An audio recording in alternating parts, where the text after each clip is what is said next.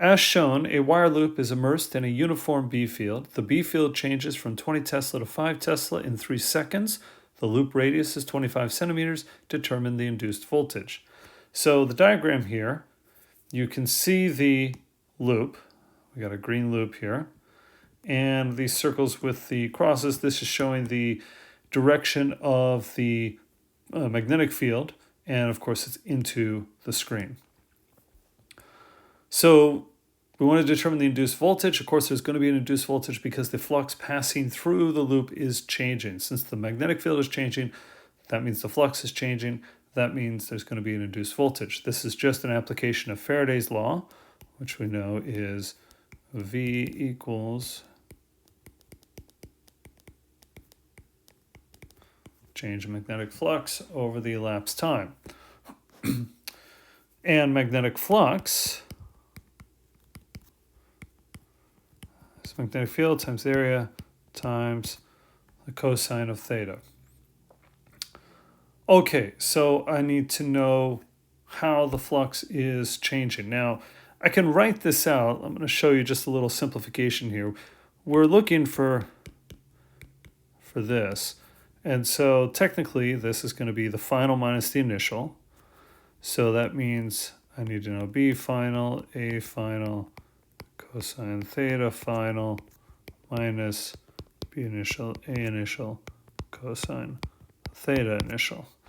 Okay, but some of these things aren't changing. The magnetic field is changing, but the area of the loop isn't changing. The radius is holding constant, so the area isn't changing. So these are the same. Also, this angle, we're not changing the orientation of the loop with respect to the magnetic field, so the angle isn't changing. And so this actually simplifies down. So you could think of it as I pull the area and the cosine out. Those don't change. And so what I'm left with is B final minus B initial. And as I said, I'm pulling out the area and the cosine. And so this really just becomes delta B times A times cosine of theta. So when we do this change, let me write this down fully. When we do this change, this is this operator, and it operates on this expression. Okay, things that stay constant, it doesn't act on. It only acts on the thing that is changing. And so we get this nice simple expression for what the change in flux is going to be. Okay, so I haven't calculated the area. Calculating the change in magnetic field, that's going to be pretty straightforward since we have those values up there. And we know the elapsed time, that's told right there. But we need to calculate the area because we're only told the radius. And I haven't figured out the angle yet. So remember that this is the angle between the magnetic field and the normal to the area. Okay. So the normal to the area, I have two choices. It can be into the screen or out of the screen. Those are the choices, into the screen or out of the screen. And I mentioned in a previous video that typically it's arbitrary which one we choose, but to keep things simple, we usually pick the one that's going to make the flux positive. So, or more specifically, make the cosine function positive. So my choices are either 0 degrees or 180 degrees, because the magnetic field, of course, is pointing into the screen. So I'm going to choose the normal that's pointing into the screen so that this angle is 0, because both the normal to my loop and the magnetic field would be pointing the same direction. So this is 0, so that simplifies this even further because the cosine of 0 is 1. And so this is going to just become, for this particular case, I'm going to go ahead and put in the values. So it's technically 5 minus 20, because it goes from 20 to 5. And the area, it's a loop, so this is pi times r squared. I'm going to convert to meters, so it's 0.25 squared. And then I'm taking the cosine of 0 degrees. And so when I do this calculation, I'm going to get, let me do my calculator real quick.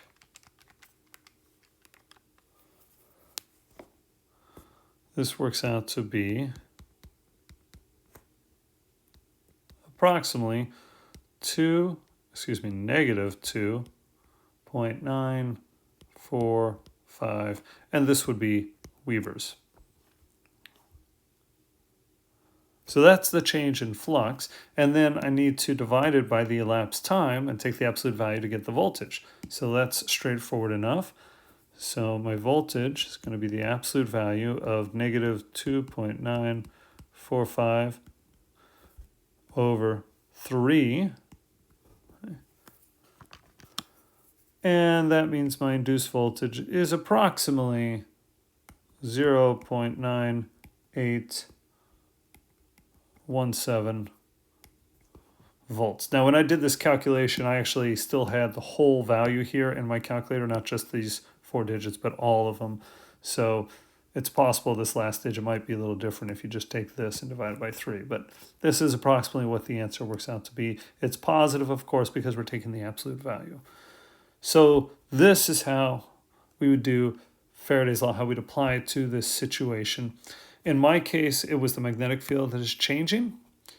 But of course, it could be, as it is for the problem below, I believe, the area could be changing, or even the angle could be changing, or it could be multiple ones that are changing. Typically, we only deal with only one of them changing, but there's no physical limit to that. Any combination of them changing is allowed. But that's it. This is how you determine the induced voltage. A couple other things I'll just quickly point out. The flux is decreasing, so that tells me that the induced magnetic field must be parallel to the external magnetic field. So I know the induced magnetic field in the center of the loop must be pointing into the screen. And since I know that, I already know what the direction of the induced current is, even though I haven't solved for that. Since that's going in, I'd use the right-hand rule, point my thumb down or into the screen, and my fingers are curling clockwise. So I know that I've got a clockwise current, induced current here.